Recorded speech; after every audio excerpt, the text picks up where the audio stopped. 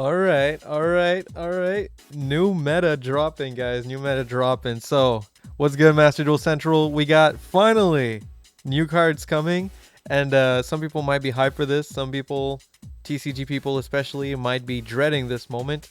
I'm very happy. It's gonna finally change up the meta. We've been seeing only Sword Soul everywhere for a while, and it's getting kind of annoying. I mean, fair enough, it's better than the awful meta we had before, but I am pretty excited to finally get to see other decks than Sword Soul everywhere constantly. When you're seeing only Sword Soul or Eldritch, it becomes kind of a problem. You almost get excited when you see a Numeron player. It's like, okay, it's getting pretty bad. But yeah, let's just get into the new set here. I want to drop some info on you. Warn you about maybe like some cards you might want to look out for, maybe some cards you want to craft right now before it even drops. And just, just go through the rigmarole of things. We got to get into this. So, new selection pack is here. You can try your hand at the Fluanderies, or Fluanderies. Yeah, let's go for Fluanderies, sorry. An archetype that will lead you onto the path of victory with their tribute summoning mechanics, which relies less on special summons. Yeah, that deck basically all tribute summons, all normal summons. They get multiple normal summons, and everyone hates them.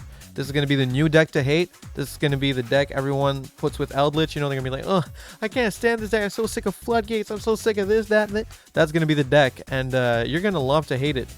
Other than that, we got open up a wide range of plays by bringing out Adventurer tokens with Rite of Aramasir and unleashing their potential with an exciting range of brand new cards. That's the Adventurer engine, and basically it's going to be everywhere. If you're not going to be seeing Fluanderies or Sword Soul, you're going to be seeing Adventure, and you're going to be seeing Adventure in a lot of different decks. So even though you might say like, oh no, it's going to be always the same cards, in a way you might be seeing more variety because you'll be seeing more decks showing up. More decks are going to be like able to incorporate Adventure and maybe get better results thanks to it. So you might be seeing a lot of really interesting decks thanks to Adventure. New cards for the Magiki, Gunkin, Machina, whatever you want to call it, and Evil Twin archetypes are also here. That's right, we're getting our summer, we're getting our Trouble Sunny, a little summer side going up. We've got Transferal Mine, which has also come in. So Magiki players, you will get to play now. New ship. This one's going to be broken. Obviously, going to break the meta. Everybody knows that. Everybody's expecting it. It's going to happen. Going to break the meta. Machina Ruin Force cannot be normal summon / set. Must be special summon from your graveyard by banishing machine monsters from your grave whose total levels equal 12 or more. When your opponent activates a card or effect during the battle phase, quick effect. You can pay half your LP. Negate that activation. If you do, have your opponent's LP. If this card is destroyed by battle card effect, you can special summon up to 3 of your banished Machina monsters whose total levels equal 12 or less. I feel like in Machina, this is probably just a one-of. I might be wrong. Like, I'm not like the biggest, like, I'm not like a Machina player or anything, but I feel like this is a one-of. But anyway, we got Flaunderies and Snowl. I'm guessing we're also going to get M-Pen and probably the Trap and everything. I mean, Flaundery is kind of crazy. This card is actually like a UCT. Quick effect, flip all your opponent's monsters face down. They have this counter trap that's really easy to search that negates a special summon, and then your opponent can't special summon monsters for the rest of the turn, but they get 3 normal summons, which basically means no extra deck for you. So this deck is going to be super, super powerful, super annoying to play against, and I'm going to build it because I like birds. It's that simple. Now, let's just get to the good stuff here. Everyone's waiting for this. It's Adventure, baby. Water Enchantress of the Temple. What you need to know about this card is that it's 3 extra copies of Rite of Aramasir, which is what really matters.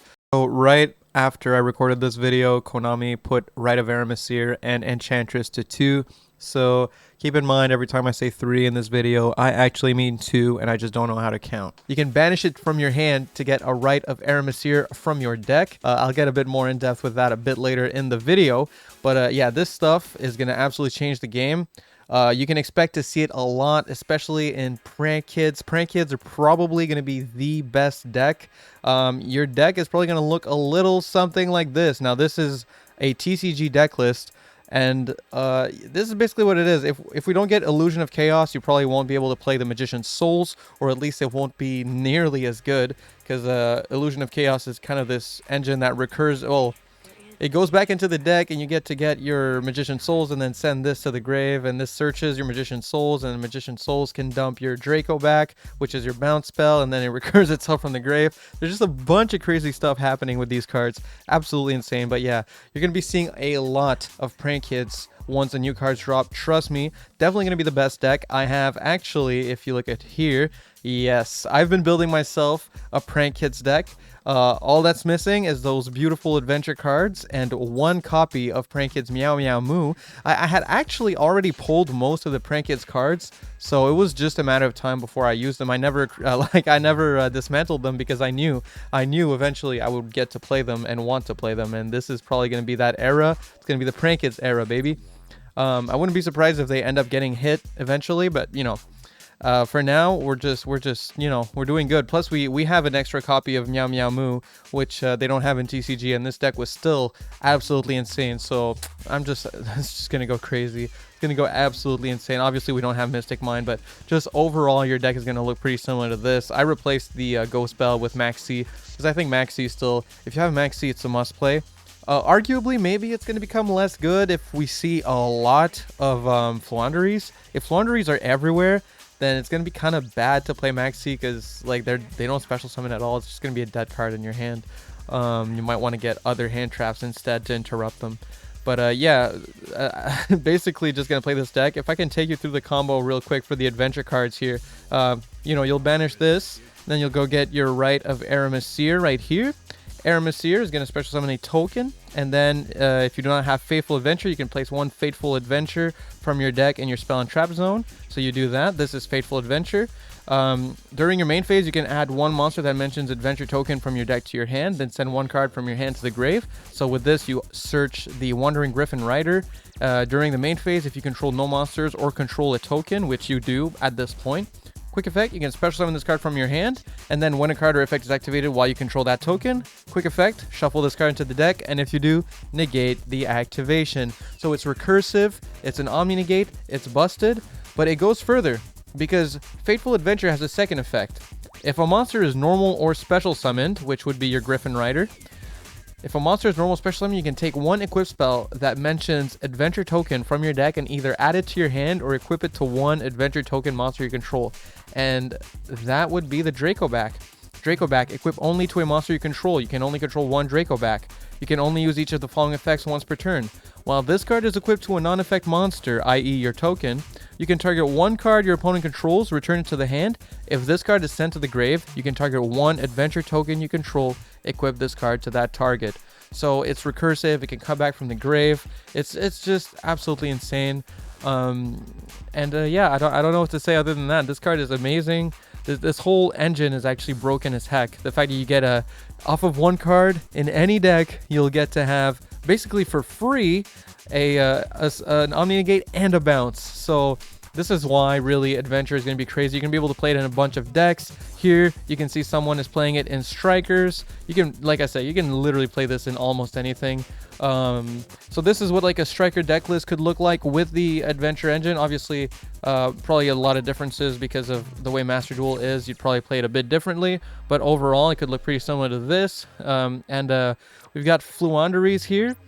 Flaunderies is this kind of what you're going to be looking at. Definitely going to be playing a lot of Dimension Shifters. So if you want to play Flaunderies, you might as well craft your Dimension Shifters right now, because this card is completely broken, and every time your opponent is going to activate it against you and you're not playing Flaunderies, you're just going to lose, basically. If you have no cards in your grave, quick effect, you can send this card from your hand to the grave until the end of the next turn.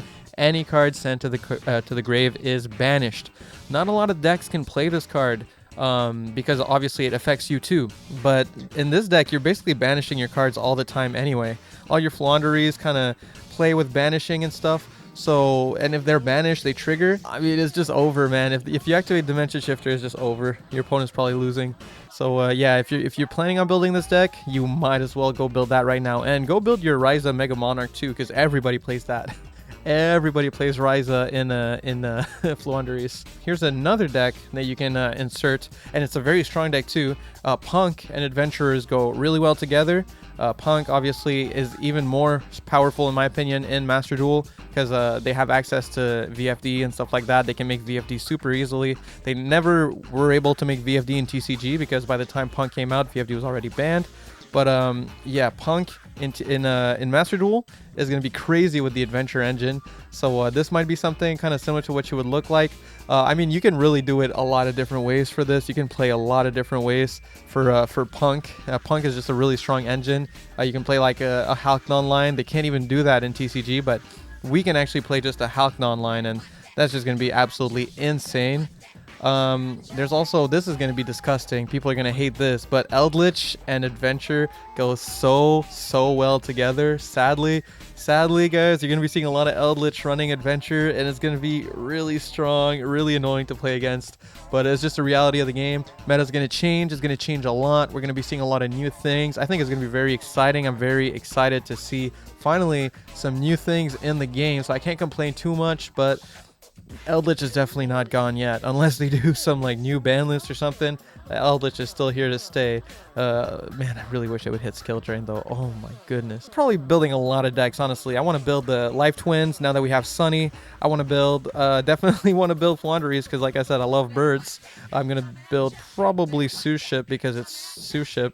And, you know, I'm just super excited. I'm super excited. I want to know if you guys are excited. I've got like 7,000 gems saved up. I'm all ready for this. I can't wait to do a pack opening video for you guys. I really can't wait. We might even pack open on stream because I'm actually going to be off when these cards drop. So we might do a stream Sunday night just before the cards drop, waiting for the new cards. So if you guys want to check out that stream, just keep an eye out for the channel on Sunday night. I would love to do that with you guys and just open a bunch of packs and just have a good time. So I'm holding on to these gems. We're going to be spending them all on the new packs, and it's going to be a great time. But yeah, that's about it, guys. Thank you for watching. I hope you're excited as me. Let me know how many gems you've saved up, or if you've saved up any, if you even plan on getting into this box. I think you should. I honestly think you really should get into this box because it's going to be meta defining for a long time. But without further ado, thank you for watching the video. Shout out to my Ultimate Conductor tier members. That would be Raptor and Bongerman for 20. Shout out to everyone supporting me on Twitch and in the baby tier as members on the channel. You guys are all awesome. And of course, thanks to you, every other viewer who's liking, commenting, subscribing, sharing. That shit helps. So thank you so much, guys. Love you. And, you know, peace.